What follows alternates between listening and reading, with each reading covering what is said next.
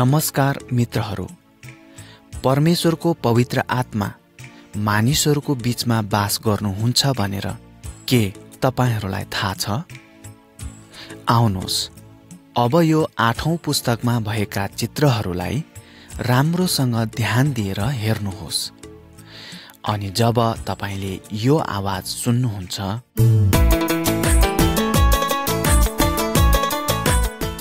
तब यो पुस्तकको पानालाई पल्टाउनुहोस्।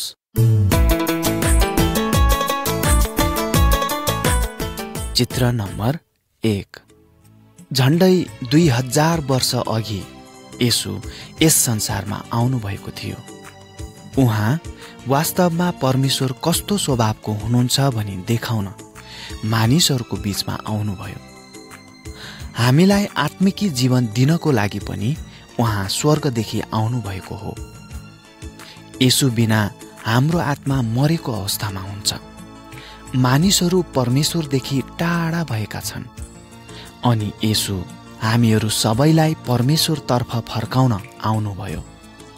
दुष्ट मानिसहरूले येशूलाई क्रुसमा काटी ठोकेर झुन्ड्याइ मारे, तर त्यसको 3 दिनपछि उहाँ फेरि जीवित हुनुभयो। येशूका धेरै चेलाहरू र अरू मानिसहरूले पनि उहाँ बौरी उठ्नु भएको देखे र उनीहरू सबैलाई उहाँले भन्नुभयो, तिमीहरूमा पवित्र आत्मा आउनु भएपछि तिमीहरूले शक्ति पाउनेछौ अनि तिमीहरू पृथ्वीको कुना कुनामा गई मानिसहरूलाई मेरो सम्बन्धमा गवाही दिनेछौ। चित्रमा देखाइए जस्तै येशू सबैको आँखाको अगाडि स्वर्गतिर उचालिनुभयो अनि एक दिन उहाँ फेरि त्यसरी नै फर्केर आउनुहुनेछ।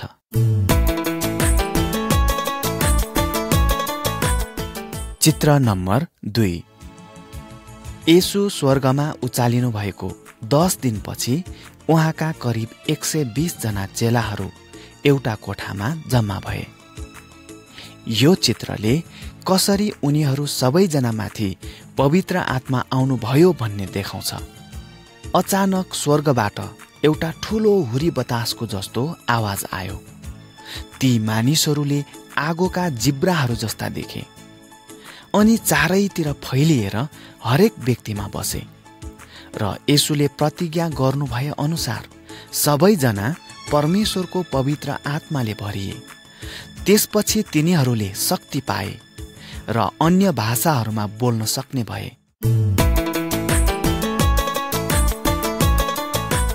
चित्र नम्बर 3। येशूका ती चेलाहरू इजरायलको यरुशलेम भन्ने ठाउँमा थिए। यरुशलेममा संसारका अन्य धेरै मानिसहरू पनि बस्थे। येशूका मित्र अनि चेलाहरूले परमेश्वरको पवित्र आत्मा पाएपछि ती विभिन्न भाषा बोल्ने मानिसहरूसँग उनीहरूले नै बोल्ने भाषामा कुरा गरे। उनीहरूले येशूको मृत्यु र उहाँ कसरी फेरि जीवित भई उठ्नुभयो भन्ने बारेमा ती मानिसहरूलाई बताए। यसै बीच येशूका चेलाहरूमध्ये पत्रुस भन्ने व्यक्तिले मानिसहरूका बीचमा खडा भएर भने, तपाईहरूले जे देख्नु हुँदैछ र सुन्नु हुँदैछ यी सबै पवित्र आत्माका वरदानहरू हुन्। हरेक व्यक्ति आफ्ना पाप र अधर्मबाट फर्कनुपर्छ अनि येशू ख्रीष्टको नाममा बप्तिस्मा लिनुपर्छ। यसरी तपाईका पापहरू क्षमा होउन् र तपाईहरूले पवित्र आत्मा पाउनुहोस्। पत्रुसले प्रचार गरेका र भनेका कुराहरूलाई धेरैले विश्वास गरे र उनीहरू पापबाट शुद्ध भएपछि पानीको बप्तिस्मा लिए। उनीहरूले पनि पवित्र आत्मा पाए र येशूका मार्ग र शिक्षाहरूलाई पछ्याउन थाले। चित्र नम्बर 4। परमेश्वरबाट पवित्र आत्मा पाएका विश्वासीहरू एउटै परिवारका सदस्यहरू जस्ता भएर सँगै बस्दथे। उनीहरूलाई मण्डली अथवा विश्वासीहरूको झुण्ड भनिन्थ्यो। उनीहरूले आफूसँग भएका सबै थोकहरू आवश्यकतामा परेकाहरूसँग बाँडचोड गरेर चलाउँथे। दिनहुँ तिनीहरूले परमेश्वरको आराधना गर्थे र सँगै मिलेर प्रार्थनामा समय बिताउँदथे। चेलाहरूले उनीहरूलाई येशूको बारेमा सिकाउँथे। कुनै बेला उनीहरू सबै सँगै बसेर रोटी अनि दाखमध्य खाने गर्थे। येशूले आफूलाई पछ्याउनेहरूलाई यसो गर्नु भनेर अराउनुभयो। यदि हामीहरू पनि येशूको शिक्षालाई अनुसरण गर्छौं भने हामीहरूले पनि यस्तै गर्नुपर्छ। हामी सँगै बसेर जब रोटीको टुक्रा भाँचेर खान्छौं, यसले हामीलाई येशूको शरीरको सम्झना दिलाउँछ, जो उहाँले हामीलाई हाम्रा दण्डहरूबाट छुटाउन क्रुसमा बलिदान स्वरूप दिनुभएको थियो। जब हामी सँगै बसेर पिउँछौं, यसले त्यस रगतको सम्झना दिलाउँछ जो उहाँले हाम्रो पाप अधर्मबाट शुद्ध्याइको लागि क्रुसमा बगाउनु भएको थियो।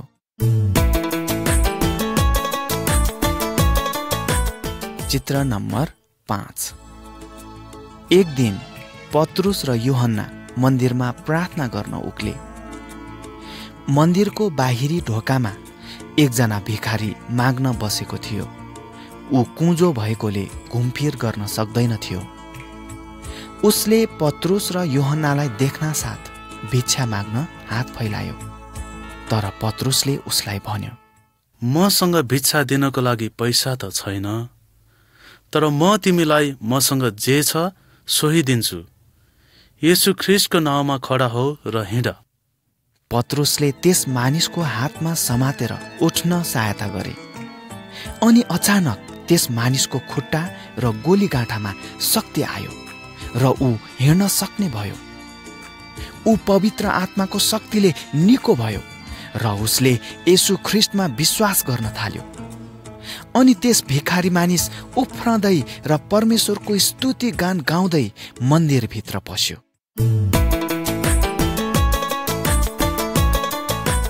चित्र नम्बर 6।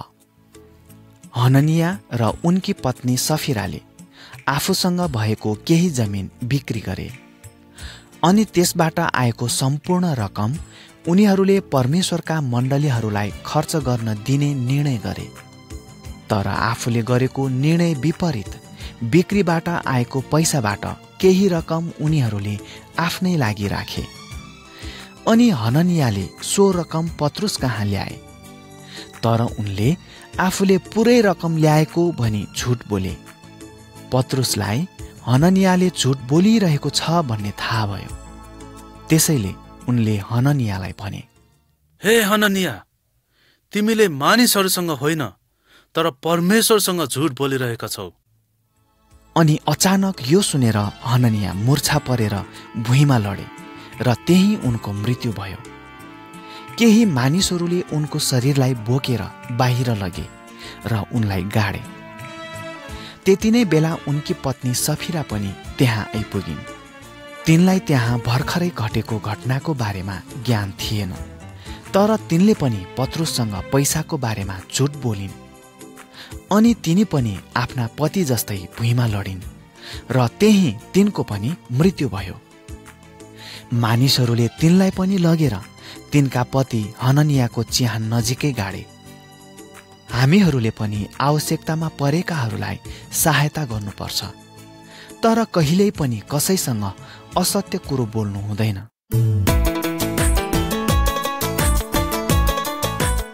चित्र नम्बर 7। स्तिफनस मण्डलीका एकजना अगुवा थिए। उनी गरिब दुखी मानिसहरूको सहायता गर्दथे।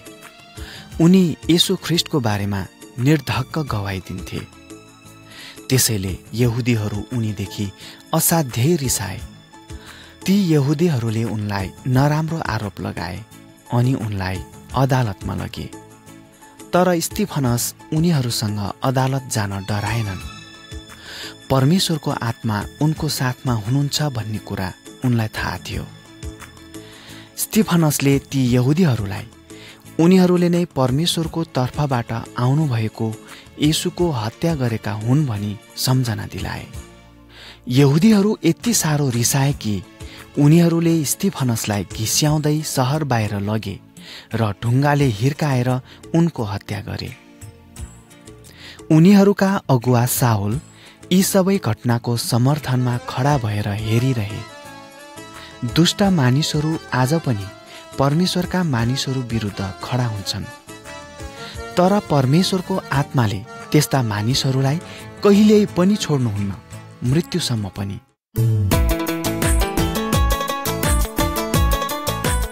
चित्र नम्बर 8। सामरियामा फिलिपले येशू ख्रिस्टको बारेमा प्रचार गरे। धेरै मानिसहरूले विश्वास गरे। त्यसपछि परमेश्वरको आत्माले फिलिपलाई उजाड स्थानमा डोर्याउनुभयो। त्यही मरुभूमिको बाटो भएर एकजना इथियोपियाका अति नै विशेष मानिस आउँदै थिए। उनी आफ्नो रथमा बसेर परमेश्वरको वचन धर्मशास्त्र पढिरहेका थिए।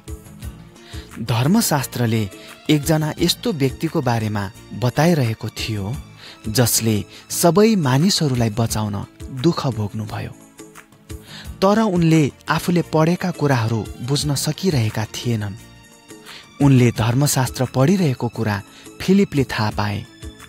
फिलिप दगुर्दै उनी कहाँ गए। उनले त्यस व्यक्तिलाई धर्मशास्त्रले परमेश्वरले येशूलाई पठाउनु भएको सम्बन्धमा भनेको हो भन्ने बुझाए। फिलिपबाट येशू ख्रिस्टको बारेमा अरू कुराहरू थाहा पाएपछि त्यस इथियोपियाका मानिसले येशूलाई पछ्याउने निर्णय गरे। तिनीहरू सँगसँगै हिँडिरहेको बेला बाटोमा पानी भएको ठाउँ देखे। त्यस इथियोपियाका मानिसले भने, हेर्नुहोस्, यहाँ पानी रहेछ, अब मलाई बप्तिस्मा हुनलाई केले रोक्छ र? फिलिपले त्यस व्यक्तिलाई पानीको बप्तिस्मा दिए। त्यो व्यक्ति रमाइकन आफ्नो देशतिर फर्के।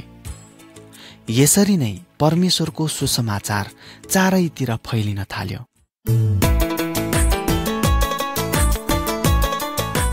चित्र नम्बर 9। एक दिन पत्रुस प्रार्थना गर्न घरको कौशीमा उक्ले। त्यहाँ उनले परमेश्वरले पठाउनु भएको दर्शन देखे। दर्शनमा उनले स्वर्ग खुलेको र त्यहाँबाट चारै कुनामा बाँधिएको एउटा ठूलो लुगा जस्तो पात्र पृथ्वीतिर झरिरहेको देखे। त्यस लुगामा पृथ्वीका सबै किसिमका 4 खुट्टे जीवित र घस्रने जन्तुहरू र आकाशमा उड्ने चराचुरुङ्गीहरू थिए। पत्रुसलाई त्यस बखत भोक लागेको थियो अनि एउटा आवाजले उनलाई भन्यो, ए पत्रुस, उठ र मारेर खाऊ। पत्रुसले दर्शनमा देखेका सबै पशु पक्षीहरू धर्मशास्त्रमा भएको व्यवस्था अनुसार अशुद्ध थिए। त्यसैले पत्रुसले जवाफ दिए, यसो नहोस् प्रभु, किनभने मैले कहिल्यै अपवित्र र अशुद्ध थोक खाएको छैन। अनि यसो भन्ने त्यो स्वर फेरि दोस्रो पल्ट उनले सुने। परमेश्वरले जे शुद्ध गर्नुभएको छ त्यसलाई तिमी अशुद्ध नतुल्याऊ। अनि यस्तो दर्शन उनी कहाँ 3 पल्टसम्म दोहोरिएर आयो र तुरुन्तै त्यो पात्र स्वर्गतिर लगियो।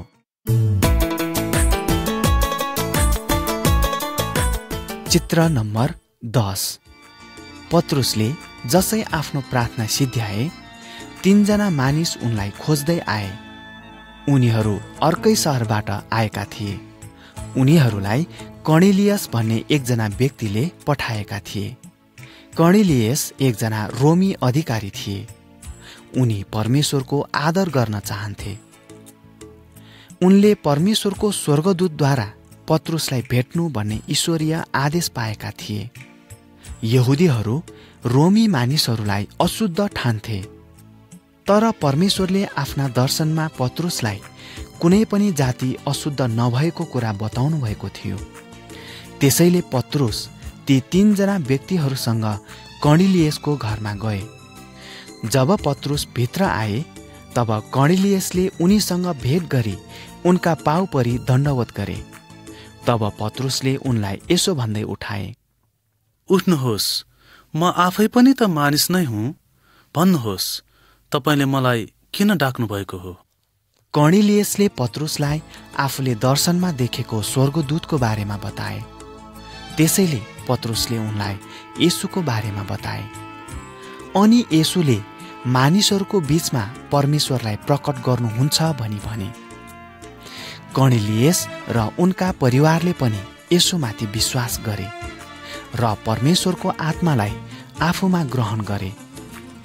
परमेश्वरले जात, रूप, रङ नछुट्याई सबै मानिसलाई बराबर प्रेम गर्नुहुन्छ।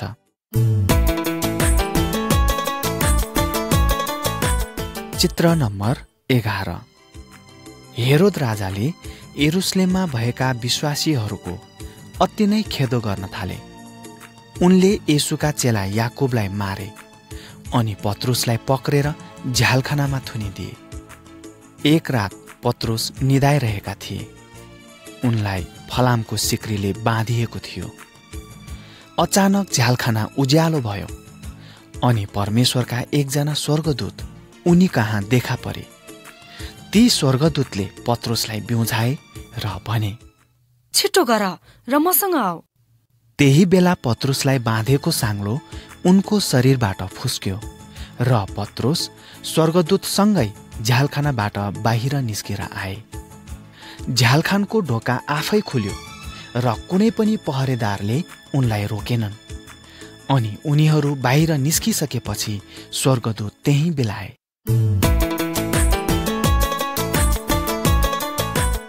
चित्र नम्बर 12। पत्रुस झ्यालखानामा थुनिँदा उनको निम्ति धेरैजना एकसाथ भेला भई प्रार्थना गर्थे। उनले जब झ्यालखानादेखि छुटकारा पाए तब अन्त कतै नगई उनी सिधै प्रार्थना घरमा गए, जहाँ उनको निम्ति प्रार्थना गर्ने मानिसहरू भेला हुने गर्थे। उनले घरमा पुगेर ढोका ढकढकाए।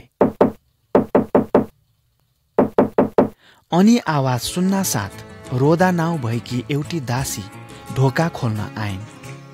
तिनी बाहिरबाट पत्रुसको आवाज सुन्नासाथ ढोका नखोली खबर दिनलाई दौडेर गइन्। ढोका बाहिर पत्रुस हुनुहुन्छ। यो सुनेर सबैजनाले भने, चुप लाग, बोलाइ चाहिँ कसो। बाहिरबाट पत्रुसले लगातार ढोका ढकढकाइरहेकोले अन्तमा उनीहरूले ढोका खोलिदिए। सबैजना पत्रुसलाई देखेर चकित भए। पत्रुसले सबैजनालाई आफूलाई परमेश्वरले अचम्म तरिकाले बचाउनु भएको वृत्तान्त सुनाए। परमेश्वरले साँच्चै नै आफ्ना मण्डलीले चढाएको प्रार्थनालाई सुन्नुहुन्छ। येशूले भन्नुभयो, जहाँ 2 वा सोभन्दा बढी मानिस मेरो नाउँमा एकै मनको भई प्रार्थना गर्छन्, त्यहाँ म उनीहरूसँग हुनेछु। जसरी उहाँ आत्मामा पहिलेको विश्वासीहरूको माझमा हुनुहुन्थ्यो, त्यसरी नै उहाँ अहिले पनि उहाँलाई पछ्याउने आफ्ना मानिसहरूको साथमा हुनुहुन्छ।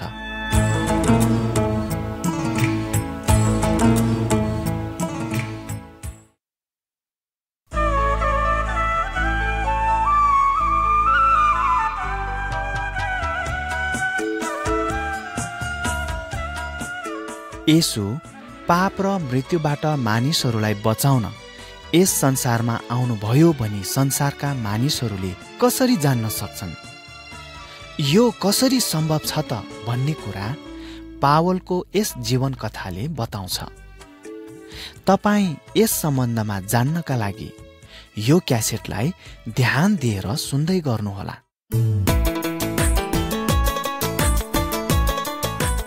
चित्र नम्बर 13। पावल एकजना यहुदी अगुवा थिए। उनी येशूका चेलाहरू अनि येशूमा विश्वास गर्नेहरूको असाध्यै विरोधी थिए। उनले तिनीहरूको खेदो गर्थे। येशूको चेला स्तिफनसलाई ढुङ्गाले हानेर मार्दै गर्दा उनी बडो आनन्द साथ हेरिरहेका थिए। अरू विश्वासीहरूलाई पनि उनले मार्ने धम्की दिएका थिए। एक दिन उनी दमस्कस शहरको यात्रामा निस्के। उनी त्यस ठाउँमा भएका विश्वासीहरूलाई पनि खेदो गर्न र पक्रेर झ्यालखानामा बन्द गर्न चाहन्थे। उनी जसै दमस्कसको बाटोमा यात्रा गर्दै थिए, अचानक एउटा अचम्मको घटना घट्यो। स्वर्गबाट एउटा ठुलो ज्योति चम्क्यो। पावल जमिनमा ढले। स्वर्गबाट यसो भन्ने एउटा आवाज आयो, साउल, ए साउल, तिमी किन मेरो खेदो गर्छौ? उनले भने, हे प्रभु, तपाईँ को हुनुहुन्छ?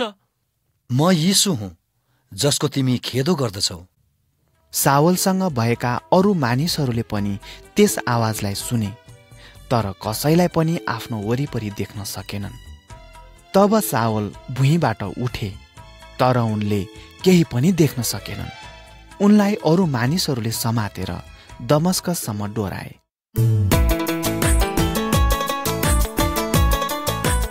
चित्र नम्बर 14। साउल 3 दिनसम्म आँखा देख्न नसक्ने भए।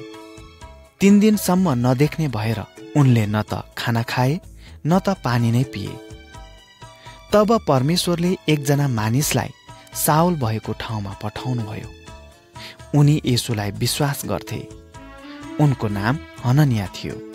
साउल विश्वासीहरूको खेदो गर्ने मानिस हुन् भन्ने कुरा हननियालाई थाहा थियो।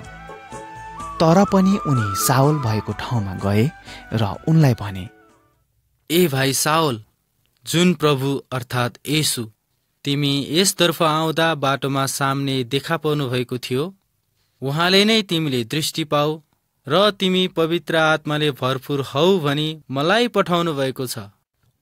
अनि हननियाले उनीमाथि हात राखेर प्रार्थना गरे।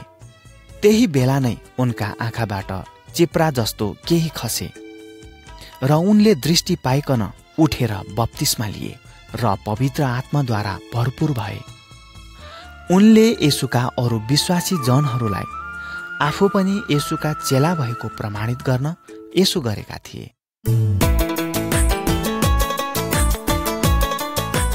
चित्र नम्बर 15। पावल र उनका साथी बर्नबास एन्टिओकमा भएका विश्वासीहरूलाई सिकाउन त्यसतर्फ गए। एक दिन मण्डलीका अगुवाहरूले उपवास सहित प्रार्थना गर्दा पवित्र आत्मा उनीहरूसँग बोल्नुभयो। मेरो निम्ति बर्नबास र साउललाई त्यस कामको लागि छुट्टाओ जुन कामको निम्ति मैले तिनीहरूलाई बोलाएको छु।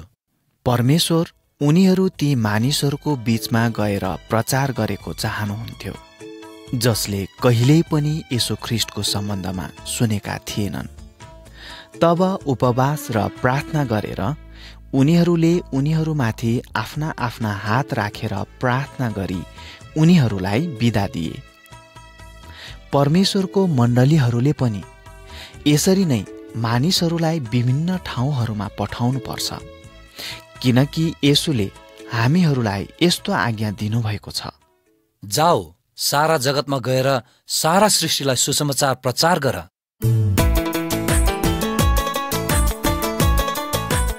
चित्र नम्बर 16। पावल र बर्नबास प्रचार गर्दै विभिन्न ठाउँहरूमा गए। उनीहरू मन्दिरका धर्मगुरुहरू र अन्य यहुदीहरूसँग यसो भन्दै बहस गर्न थाले, हे इस्राएली र परमेश्वरको डर मान्ने हो, सुन्नुहोस्, यस इस्राएल जातिका परमेश्वरले हाम्रा पिता पुर्खालाई चिनेर उनीहरू मिश्र देशमा परदेशी भएर रहँदा उनीहरूलाई उच्च पारेर राख्नुभयो र उहाँका उच्च बाहुलीले उनीहरूलाई त्यहाँबाट डोराई छुटाएर ल्याउनुभयो। उहाँले उनीहरूलाई महान अगुवाहरू दिनुभयो, जसले उनीहरूले गरेको पापको दण्डबाट छुटाउन एकजना आउनुहुनेछ भनी बताए, जो प्रभु येशू ख्रीष्ट नै हुनुहुन्छ। अगमवक्ताहरूले भनेका कुराहरू नबुझेका हुनाले यहुदीहरूले येशू ख्रीष्ट आउनुहुँदा उहाँलाई चिनेनन्। येशू ख्रीष्टले कुनै गल्ती नै नगर्नु भएको भए तापनि उनीहरूले उहाँलाई मारे। तर पनि परमेश्वरले येशूलाई मृत्युबाट बौरी उठाउनु भयो अनि उहाँ फेरि कहिल्यै मर्नुहुने छैन। अब उहाँमा विश्वास गर्ने प्रत्येकलाई उहाँले फेरि परमेश्वरसँगको नजिकको सम्बन्धमा ल्याउनु हुनेछ। यस सत्यतालाई विश्वास नगर्ने र यसको हाँसो उडाउनेहरूको नाश हुनेछ। धेरै यहुदीहरू र अन्य जातिहरूले पावलले प्रचार गरेको कुरामाथि विश्वास गरे, जसको फलस्वरूप त्यहाँ मण्डलीहरूको स्थापना भयो। तर त्यसमध्ये धेरैजनाले पावलले भनेको कुरामा विश्वास गरेनन्। अब आएर उनले विश्वासीहरूलाई खेदो गरेर दुःख दिनुभन्दा बरु येशू ख्रीष्टको बारेमा अरूलाई सुनाउन थाले।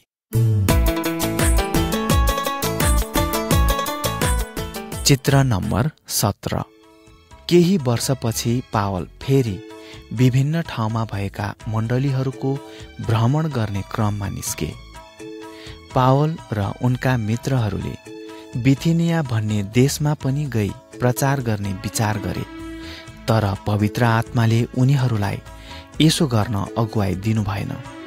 अब कहाँ गएर प्रचार गर्ने भन्ने सम्बन्धमा उनीहरूलाई केही थाहा भएन। एक रात पावलले एउटा दर्शन देखे। दर्शनमा उनले माकेडोनियाका एकजना मानिसलाई देखे। माकेडोनियामा आएर हामीलाई मद्दत गर्नुहोस् भनी त्यहाँको एकजना मानिसले उनलाई बिन्ती गरिरहेको पावललाई राति दर्शन भयो। त्यही बेला उनलाई परमेश्वरले माकेडोनियातर्फ जान अगुवाई गर्दै हुनुहुन्छ भन्ने पावललाई थाहा भयो।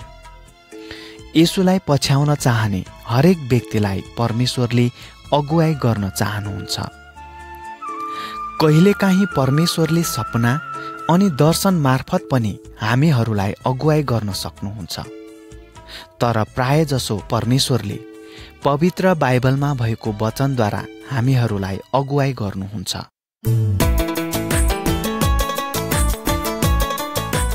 चित्र नम्बर 18।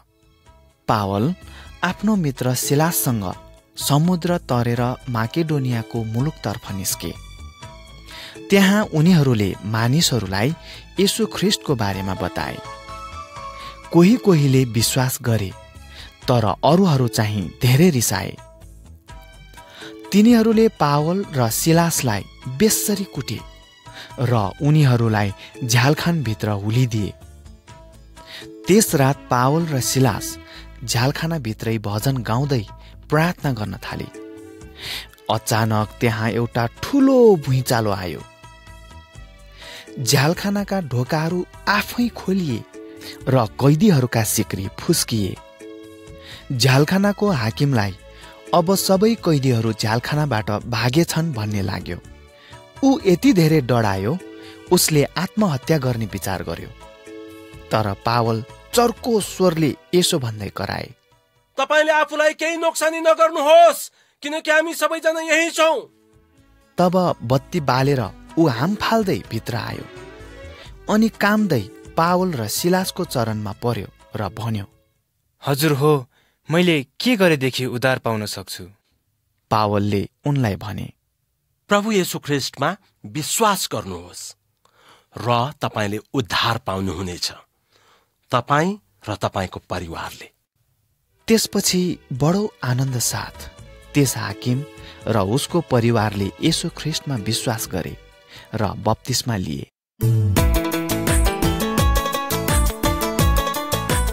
चित्र नम्बर 19।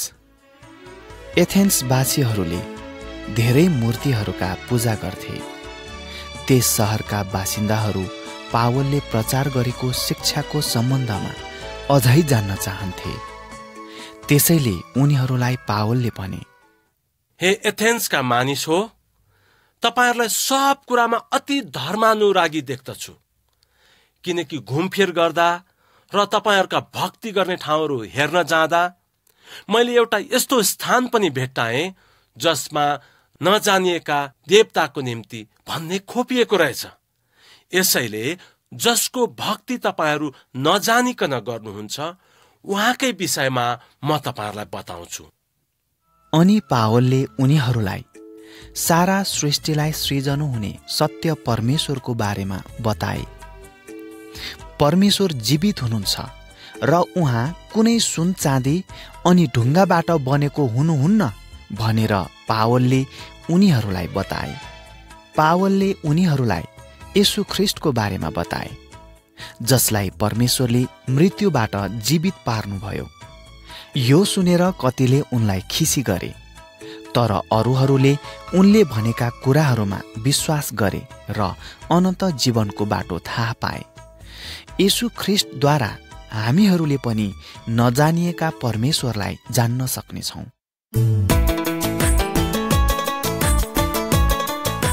चित्र नम्बर 20। पावल प्रचार क्रममा कोरिन्थ शहरसम्म पुगे।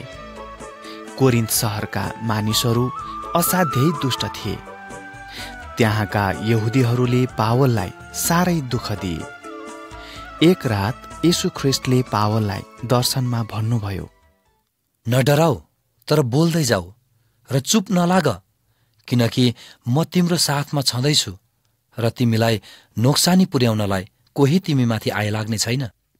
त्यसैले पावल कोरिन्थमा बसे र त्यहाँका धेरै मानिसहरूले उनले भनेका कुरामा विश्वास गरे। एक दिन यहुदीहरूले पावललाई पक्रे र झ्यालखानामा हालिदिए। उनीहरूले उनलाई झुटा शिक्षा प्रचार गरेको आरोप लगाए, तर पनि त्यहाँका अदालतले उनीहरूका कुरा सुनेनन्। उनीहरूलाई अदालतबाट धपाइदिए। तब उनीहरू सबैले सभाघरका शासकलाई समातेर अदालतको सामने पिटे, तर पावल चाहिँ त्यहाँबाट बचेर उम्के। परमेश्वरले हामीलाई जस्तै डरलाग्दो परिस्थितिको बीचमा पनि बोल्नको लागि साहस दिनुहुन्छ।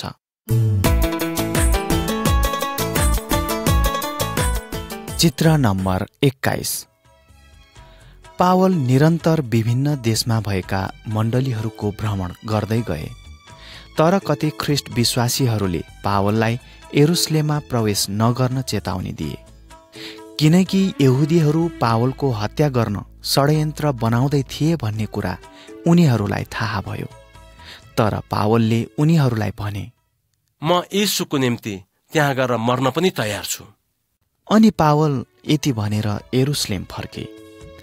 अब यरुशलेममा यहुदीहरू मिलेर पावलका विरुद्ध मानिसहरूलाई सुर्याए। ती मानिसहरूले पावललाई मार्ने कोसिस गरे। रोमी सिपाहीहरू उनको गुहारको निम्ति आउनु पर्यो। पावल रोमी सिपाहीहरूको छाउनी बाहिर सिँढीमा उभिए। उनले मानिसहरूलाई आफू कसरी येशू ख्रिस्टको चेला भए भन्ने बारे बताउन लागे, तर भिडले उनका कुरा सुन्न मानेनन्। भिड यसो भन्दै कराउन लागे, यस्तो मानिस पृथ्वीबाट हटाइयोस्, किनकि यो बाँच्ने योग्यको छैन। रोमी सिपाहीहरूले पावललाई यहुदीहरूका हातबाट बचाउन झ्यालखानामा हालिदिन पर्यो।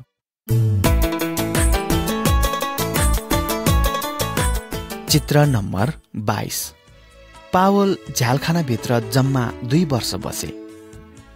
अझै पनि त्यहाँका यहुदीहरू पावलको हत्या गर्न चाहन्थे, तर प्रभु येशू पावल कहाँ देखा पर्नुभयो। न डराऊ, तिमीले रोममा मेरो गवाही दिनेछौ। पावललाई राजा अग्रिपाको अघि ल्याइयो। उनी यहुदीहरूका राजा थिए, तर पावल अलिकता पनि डराएनन्। पावल राजा अग्रिपा र रानीका अगाडि निर्धक्क भई खडा भएर येशू ख्रिस्टले उनलाई कसरी येशूको बारेमा संसारमा भएका प्रत्येक मानिसहरूलाई सुसमाचार सुनाउन चुन्नुभएको थियो भनी बताए। राजा अग्रिपा स्वयंले झण्डै पावलले भनेका कुरामा विश्वास गरे। पावलले त्यस्तो कुनै दण्डयोग्यको अपराध गरेका छैनन् भन्ने उनलाई थाहा थियो, तर पावललाई छोडिदिने अधिकार उनीसँग थिएन। उनले पावललाई रोममा गई त्यहाँका सबैभन्दा शक्तिशाली सम्राटसँग यस सम्बन्धमा अनुरोध गर्ने सुझाव दिए।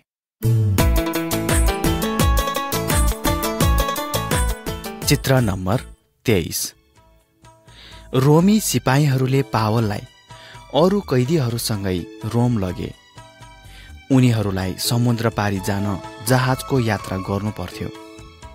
समुद्रको यात्रा गर्दै गर्दा अचानक समुद्रमा ठूलो आँधी बेहरी आयो। सबै मानिसहरू अब मर्ने रहेछौं भनी असाध्यै डराए।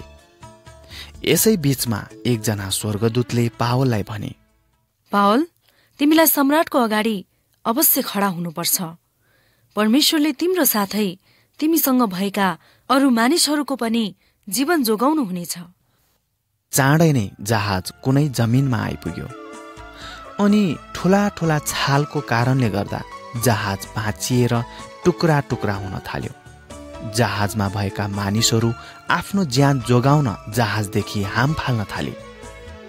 यसरी सबैजना सुरक्षित साथ जमिनमा पुग्न सफल भए। यसमा परमेश्वरको विशेष योजना थियो, त्यसै कारण उनलाई केही हानि भएन।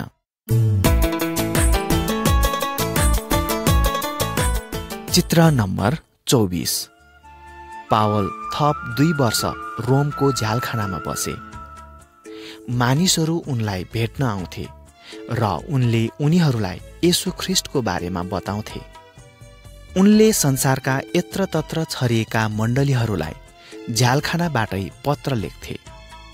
उनले लेखेका ती पत्रहरू आज हामी बाइबलमा पढ्न पाउँछौं। ती पत्रहरू आज हाम्रा लागि पनि हुन्। पावलले परमेश्वरको वचन प्रचार गर्ने क्रममा धेरै दुःख कष्टहरू उठाए। उनी प्राय मानिसहरूद्वारा कुटिए, ढुङ्गाले हानिए, भोकै रहे अनि धेरै अवस्थामा घरबार विहीन रहे।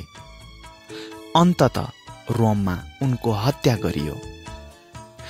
तब परमेश्वरले उनलाई स्वर्गमा अत्यन्तै ठूलो इनाम दिनुभयो, किनकि पावलले भनेका यी शब्दहरू सत्य छन्।